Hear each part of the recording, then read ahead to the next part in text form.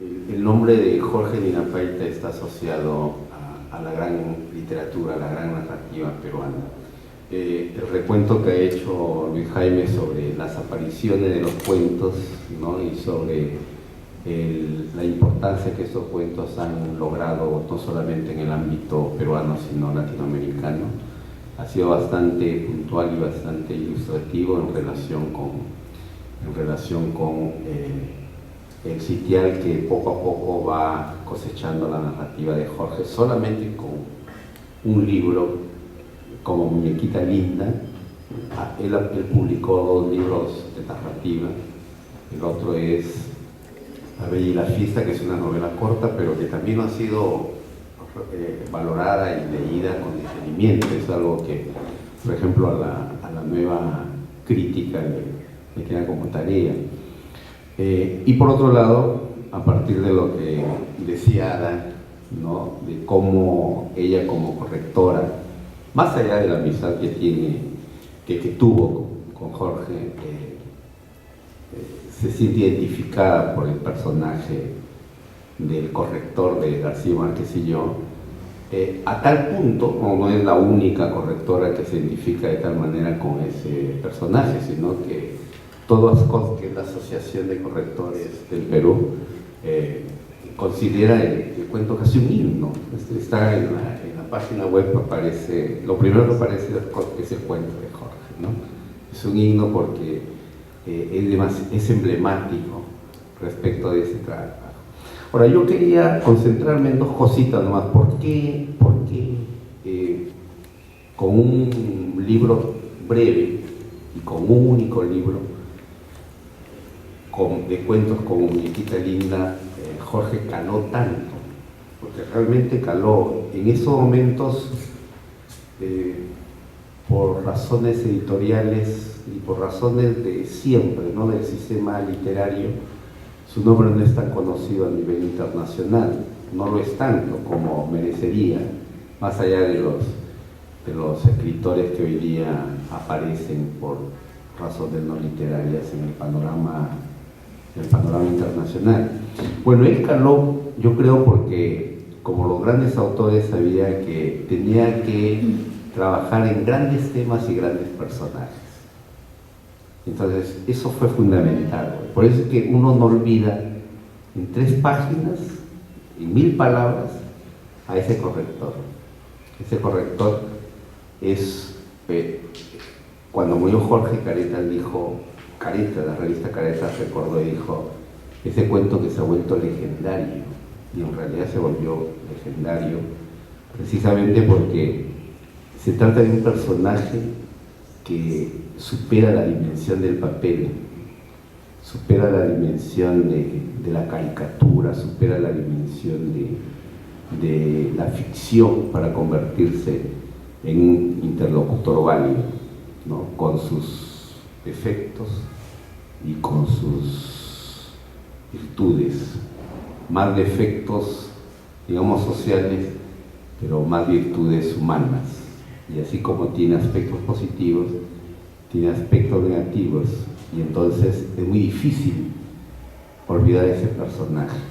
Yo, por ejemplo, una vez me di el trabajo de leer todos los cuentos que había premiado Caretas en las 1000 palabras, y encontré que los cuentos más redondos eran el primero de todos los premiados, que fue Ángel de Ocongate de Edgardo Rivera Martínez, y el de Jorge Dinapaita. Pero de los 2, el personaje más cercano sigue siendo el de Jorge. El de Ángel de Ocongate es casi una reliquia y muy fácilmente uno lo olvida, admira el cuento porque está bien escrito, bien organizado, pero uno no olvida a ese corrector anónimo, además, no tiene nombre, que es el de García Márquez y yo. Pero no solamente son los personajes, sino también las tramas, y como muy bien ha destacado Ada, las frases. Hay frases ahí muy ingeniosas, por un lado por la sencillez, pero por otro lado por la novedad creativa que resulta la fusión de determinados sustantivos, determinados adjetivos o de determinados estilos o registros. Por ejemplo, hay en García Márquez y yo algún registro más o menos culto, pero de pronto aparece la impronta popular, aparece, ¿no?, el coloquialismo ahí mejor que cualquier otro enunciado formal. Eso por un lado, pero por otro lado, hay algo en Jorge que tiene su narrativa, y estoy refiriéndome solamente a Muñequita Linda porque voy a decir dos cositas nomás sobre el arte verdadero para, digamos, dejar solamente con la expectativa que cada vez se acrecienta más, se incrementa más por el asunto editorial. Pero el hecho es que, además de buscar construir personajes en tres dimensiones, como hubiera dicho Lajo Segri, que fue uno de los autores que Jorge siguió más y que, por ejemplo, a mí me enseñó, yo no conocía a Lajo Segri, ¿no? Y estos personajes son en ese sentido tridimensionales, es decir, no son de papel, son personajes que él deliberadamente buscaba que tuvieran, entre comillas, carne y hueso, que tuvieran una psicología aparte de un aspecto físico, ¿no? Esta es una de las primeras razones que explica el éxito literario de Muñequita Linda y que va a explicar, por supuesto, el éxito literario del arte verdadero, de otros cuentos, el libro póstumo que está por publicarse.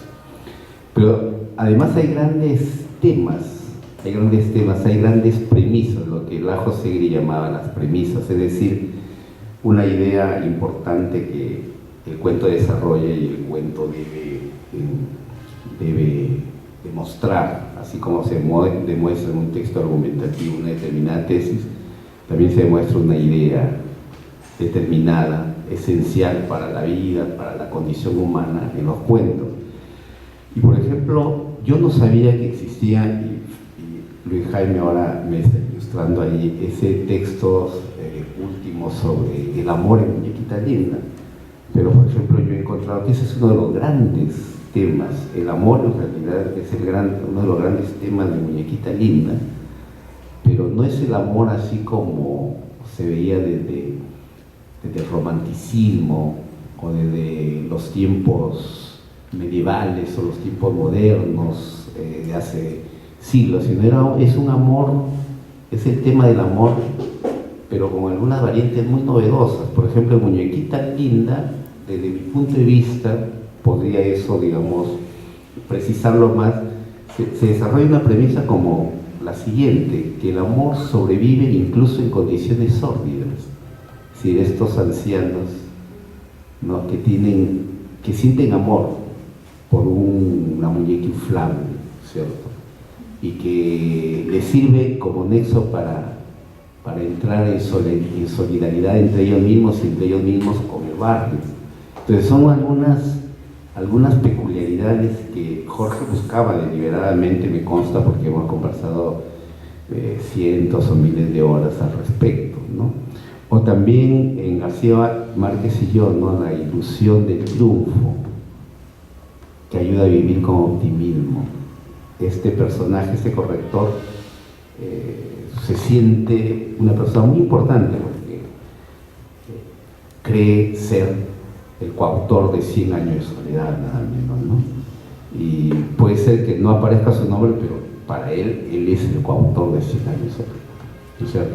Entonces la ilusión del triunfo, que también puede ser la ilusión del amor, ayuda a vivir.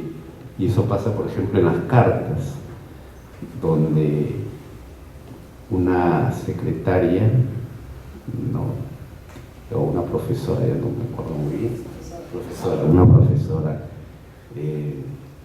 es alimentada por el narrador, ¿no?, de que tiene un admirador, un enamorado. Este enamorado admirador ya se murió hace tiempo, pero la otra persona sigue escribiendo porque al ver disfrutar las cartas, se llama con esa carta, Entonces él también revive. Entonces, son por eso tramas muy especiales, muy interesantes, en las que se tocan los grandes temas, ¿no? El amor, la vida, la muerte, la ficción, la ilusión. Son temas fundamentales que tocan a todos los seres humanos, porque en todos los lugares son los temas por los que las personas vivimos y por los que las personas nos angustiamos, por supuesto. Ahora bien, hay muchos elementos y podríamos dedicar semanas a hablar de los temas y del estilo de Muñequita Linda y de los cuentos del arte verdadero, por supuesto. Pero yo quería referirme, como bien han destacado Ada y Luis Jaime, que son cuentos magníficos, son cuentos magistrales desde mi punto de vista, ¿ya? Y que además de Muñequita Linda y de García Márquez y yo, hay otros cuentos que son, no sé si llegan a ser tan magníficos como Muñequita Linda o como García Márquez y yo, pero por ejemplo a mí, cada vez que releo Canción, me gusta mucho Canción, me gusta mucho ese cuentos, me gustan mucho la mayoría de los cuentos de mi hermano Alberto. Son cuentos que, como ya lo dijo Marco Martos, sin exagerar, dice, todos son antologables. Y según González Vigil, cuando hizo la antología, tuvo que decirse por dos, porque él quería poner mucho más, ¿no? en la antología del cuento peruano del año 90-2000. ¿Qué más? En relación con el nuevo libro, El arte verdadero y otros cuentos.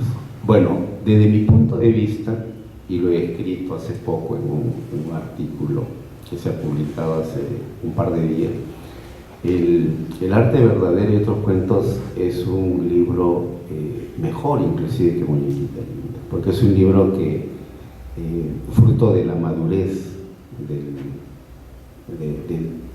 de la madurez narrativa de Jorge Nina Payne.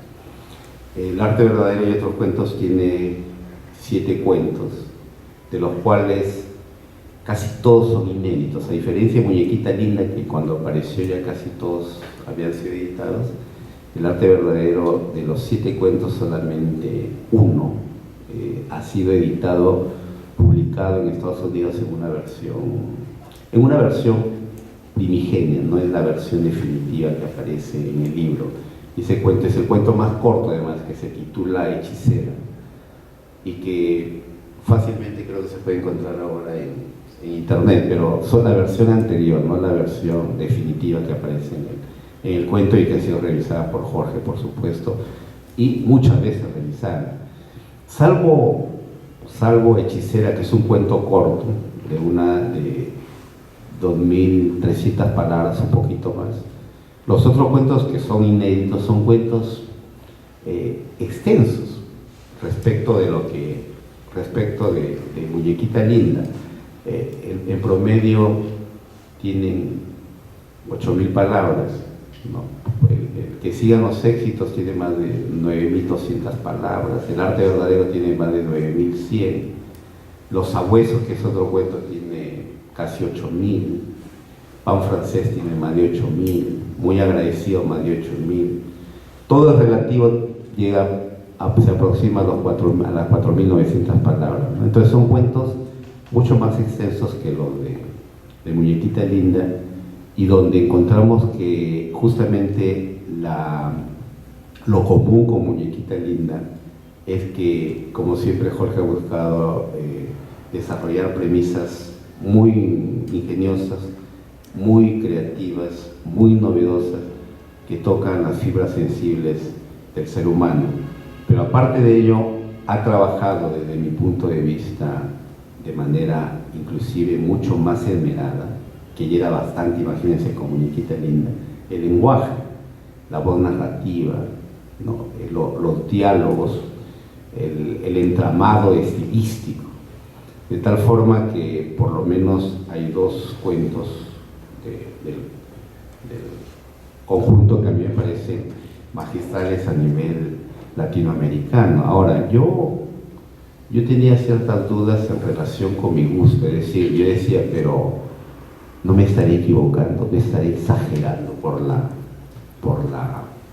cercanía que tenía con Jorge, y entonces, antes de emitir juicios tan fuertes, dije, voy a ver qué se está haciendo en el mundo, ¿no? Yo en los últimos años me he dedicado a leer, releer textos clásicos, un poco justamente siguiendo el magisterio de Jorge, pero dije, bueno, vamos a ver, pues voy a comparar el arte verdadero con lo ultimito, ¿no?, que se está dando.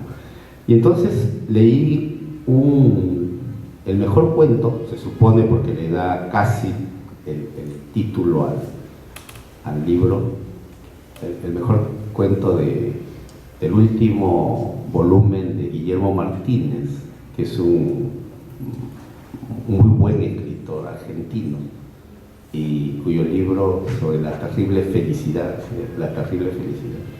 ha ganado el concurso García Márquez, un concurso continental. Y en el mundo, el libro de cuentos que estaba destacando más era el Hombres y Mujeres, de Haruki Murakami, un siempre candidato al Premio Nobel de Literatura, y lo leí para ver, para medir, para sopesar. Y me di cuenta, pues, que no me estaba equivocando, que el arte verdadero es un libro superior a esos dos libros, y que no iba por mal camino, y que si estaba equivocándome, en todo caso me estaba equivocando un poquito, pero no tanto, ¿sí? Bueno, ¿qué más decir respecto de la narrativa de Jorge? Bueno, sin ninguna duda va a ser uno de los autores que va a crecer más en el panorama peruano y en el panorama latinoamericano. Sus cuentos son historias que, además de ser redondas, de ser perfectas, él se movía muy bien en el ámbito del cuento precisamente por la redondez y la perfección que tiene este género, a diferencia de la novela o la nouvelle, ¿no? Son cuentos muy redondos, cuentos muy perfectos, y cuentos que están destinados justamente a tocar, ¿no?, la médula existencial de los lectores, porque desarrollan los grandes temas, y nosotros como lectores nos quedamos con los personajes y nos volvemos amigos, familiares, ¿no?, o enemigos de esos personajes. Muchas gracias.